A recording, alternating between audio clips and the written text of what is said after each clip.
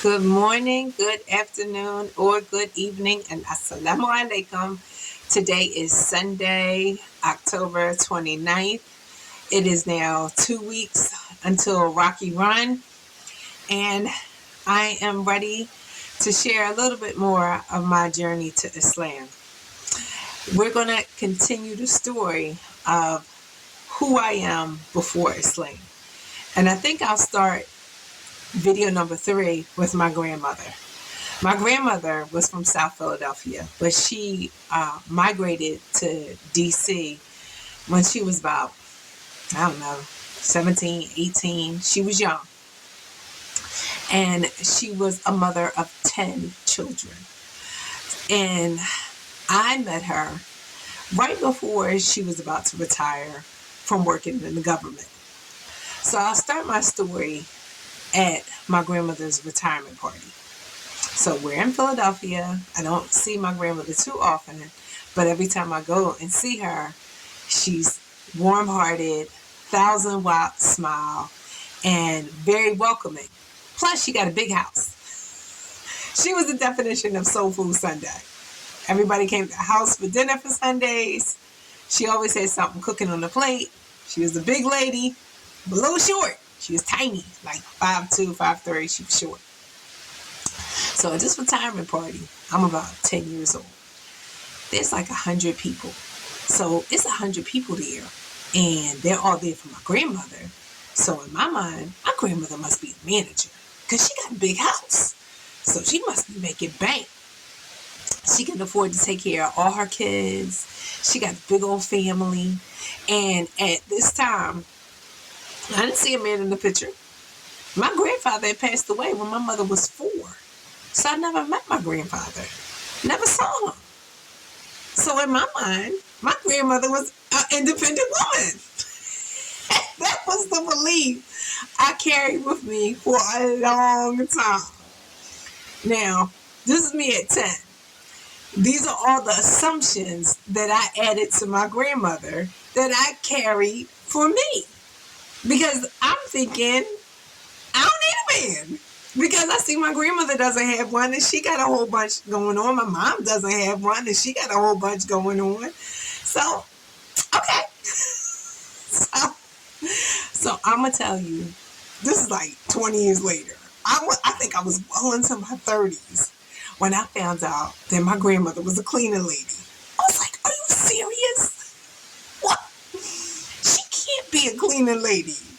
How does she do that? How does she have a big house? How does she take care of her whole family on a cleaning lady's salary? So I didn't understand that because it didn't make sense to me. So this is now, I'm in my 30s. So I must have been in my 40s, like 10 years ago, when I start to understand that my grandfather supported my grandmother even after he died. What? That doesn't make, well, at the time, that didn't make any sense to me. So I don't understand, and I didn't understand, how somebody who died can still support you. So my grandfather was in the service, and he worked. So my grandmother got his Social Security check and his military benefits, and she got survivor because she had young children. What? So now my grandmother wasn't Miss Independent Woman. Not hardly. She had support. So I have to ask myself, who am I? Because that assumption that I made from the time I was 10 wasn't valid, wasn't true. It was a lie.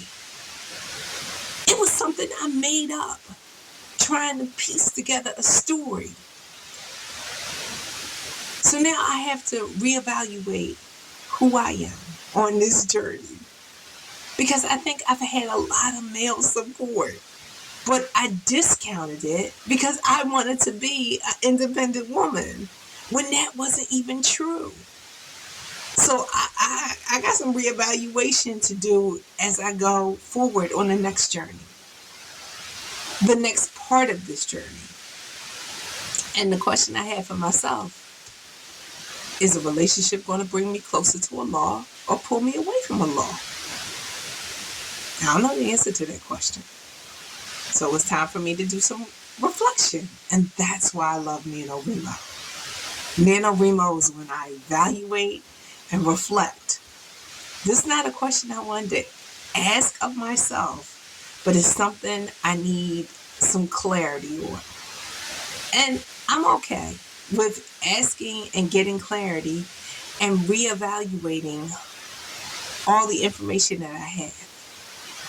So my grandmother was instrumental to me because she was Soulful Sunday, which means Sunday she was at church from sun up to sundown. She was on the Pastor's Aid Club. She was on all these other clubs. And she was a trustee. So my grandmother left in the morning and didn't come back home till 6 o'clock. And then she cooked dinner. So that was part of my foundation. My mother wanted me to pick my own religion. So I studied religion in college. And I was blessed that I had Muslim friends. Because I think I made a lot of incorrect assumptions about Islam too. That I had to go through the process and get clarity. So we're all going to go on this journey for November because I have a lot more videos to make. And I have a lot more questions to ask and to answer. And one of the lessons my grandmother left me was giving. Somebody gave her that big house. I didn't understand that either. And I hope to have a heart as big as my grandmother's. Thank you for joining me. And assalamu alaikum. Good night.